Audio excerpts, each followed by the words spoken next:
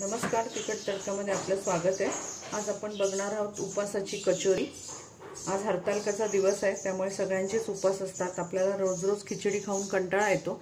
आज आपण ही कचोरी कशी करायची ती बघूया। इथे मी पाच छोटे बटाटे उकडून घेतलेले आहेत। हा खोबऱ्याचा किस आहे। 2 चमचे साखर आहे। इथे आलं आणि मिरची टेचून घेतलेली आहे। 2 चमचा शेंगदाण्याचं कूट आहे। 1 लिंबाचा रस आहे आणि इथे काही ड्रायफ्रुट्स घेतलेत, काजू आणि बेदाणे। इथे पण काजूचाच तुकडा आहे। 2 चमचे राजगिऱ्याचं पीठ घेतलेले आहे। याऐवजी तुम्ही साबुदाण्याचं पीठ पण वापरू शकता आणि ही चवीनुसार मीठ। तर आपण आता हे सारण पहिले करून घेऊया। इथे आपण पॅन ठेवलाय तापत, तर त्याच्यात अर्धा चमचा तूप घालायचे। सारण करायचं म्हणजे आपल्याला हे जे ड्रायफ्रुट्स आहेत हे थोडे दमट होऊन जातात, हे थोडेसे आपल्याला परतून घ्यायचे। इथे मी हे काजू आणि बेदाणे टाकते।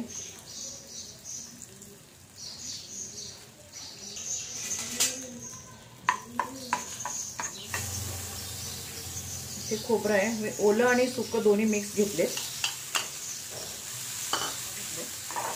आपण हे चांगलं परतून घेऊ। त्यामध्ये घालूया शेंगदाण्याचं कूट, चवीला साखर। आपण घालून गॅस बंद करते। आपण घालून घेऊया चवीपुरतं मीठ।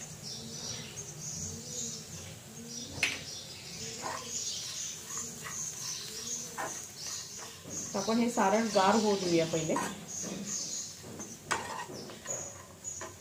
तर आपले सारण गार झाले। आता आपण हा एक लिंबाचा रस आहे तो घालून घेऊया। आपण हे बाजूला ठेवू। इथे आपण हे जे बटाटे घेतलेले हे चांगले आपल्याला कुस्करून घ्यायचे। तुम्ही किसून घेतले तरी चालेल, मी हातानेच कुस्करते। हे मी पीठ याच्यामध्ये घालते 2 चमचे। आपल्याला हा छान मऊसूत गोळा करून घ्यायचा आहे।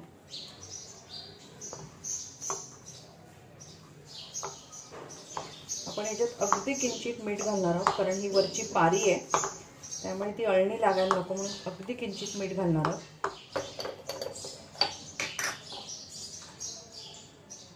बघा, अगदी थोडंसं मीठ घातले। हा गोळा आपण साईडला ठेवू आणि तेल तापत ठेवूया। आपण गॅसवर तेल तापत ठेवले। आता आपण हा बटाट्याचा असा गोळा करून घेऊया। थोडा मी तुपाचा हात लावते, उपास आहे म्हणून। तुम्ही तेल पण वापरू शकता। याची आपल्याला अशी छोटीशी लाटी करून घ्यायची, गोल अशी वाटीसारखं, आणि त्याच्यामध्ये आपल्याला हे सारण घालायचंय। सारण तुमच्या आवडीप्रमाणे किंवा कचोरी तुमच्या आवडीप्रमाणे लहान मोठी करू शकता। आता आपण हे सारण त्याच्यामध्ये मिक्स करून, जसं आपण मोदक करतो तसं आपल्याला हे करून घ्यायचं। याचा गोळा खूप नाजूक असतं हे, त्यामुळे तेलात सुटायचे चान्सेस जास्त असतात, म्हणून थोडंसं सांभाळून करायचं। इथे मी राजगिऱ्याचं पीठ घेतलंय, तसंच तुम्ही इथे साबुदाण्याचं पण घेऊ शकता। त्याच्यात मी हे घोळवून घेणार आहे असं।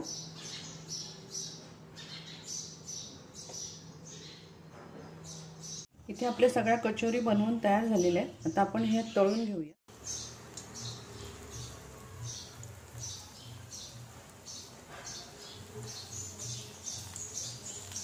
खूप नाजूक काम आहे, त्यामुळे हळूहळू तळा, कारण सारण बाहेर यायला नको।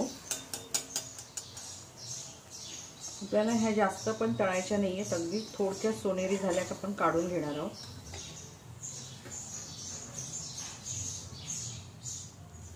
आपण आता अशाच सगळ्या तळून घेऊया। हे आता आपण तळलेले काढून घेतले। आता आपण इथे आपली उपासाची कचोरी बनवून तयार झालेली आहे। तुम्ही ती नक्की करून बघा, तुमचा अभिप्राय आम्हाला कळवा। तसंच तिखट तडकाला लाईक करा, शेअर करा, सबस्क्राईब करा। परत आपण भेटू अशाच एका छानशा रेसिपी बरोबर। धन्यवाद।